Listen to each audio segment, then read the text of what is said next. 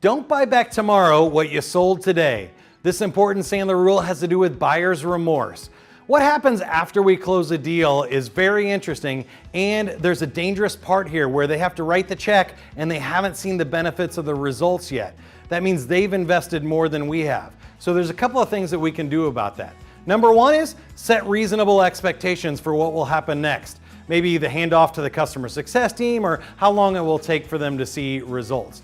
Number two is don't oversell in the first place. Don't promise the world and then under-deliver. It creates a gap that can make them unhappy.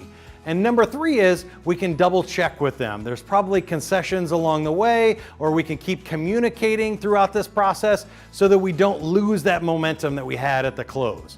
Some salespeople will get the check and then get the heck out of there and hand it off to the team and hope for the best.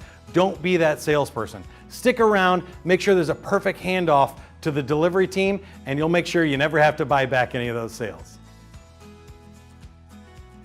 Don't buy back what you sold today is don't oversell. In other words, when they're ready to buy, decide what they're ready to buy, gain agreement on it, and that's what you propose and that's what you deliver. So many salespeople think they need to sell more, continue down the path of trying to get either more opportunities or they think they need to know more. And it's up to them to decide what they need to know to make the decision. All right, so Sandler Rule number 50, don't buy back what you sold today. Salespeople, and I'll put myself right up there because I think it's a human challenge. When we get excited about things, we can get a little wishy-washy about the details.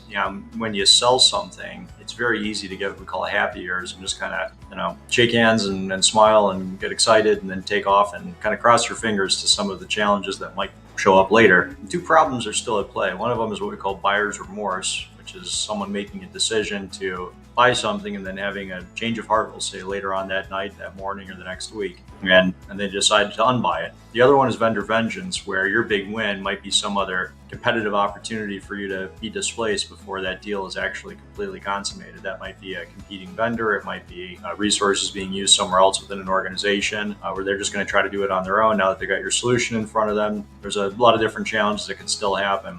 And so you can be excited about closing business, but if you don't kind of slow it down a little bit there and just test the landscape to make sure that agreements that were made were completely made and comfortably made for all parties involved, there's still an opportunity for that deal to unwind. It's easy to forget that, with a spousal relationship, probably one of them is going to have some questions when they go back home. In a partnership relationship, there might be some questions for partners that weren't involved in the conversation. Even just going back to defend using a budget within a large organization, department to department, there's all these other things that someone who's agreed to work with you is probably going to have to defend when you're not there. And if you haven't helped them understand how to do that, when it comes time for them to have to defend it, they may not be able to. And the deal they said they wanted is the deal that falls apart. Discuss this rule with your sales team and think about how you can apply it in your sales process. And don't forget to subscribe to Sandler on YouTube for more information, weekly video tips, and to join the discussion in the community. We'll see you over there.